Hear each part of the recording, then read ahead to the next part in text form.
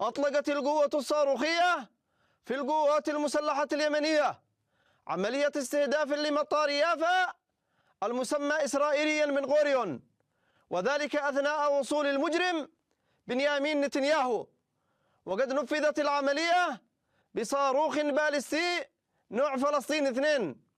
إن القوات المسلحة اليمنية ومعها كل شرفاء وأحرار الأمة مستمرة في الرد على جرائم العدو الإسرائيلي، ولن تتردد في رفع مستوى التصعيد استجابة لمتطلبات المرحلة ومشاركة في الدفاع عن غزة وعن لبنان.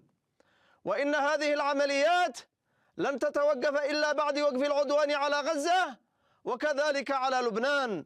والله حسبنا ونعم الوكيل، نعم المولى ونعم النصير. عاش اليمن حرا عزيزا مستقلا، والنصر لليمن.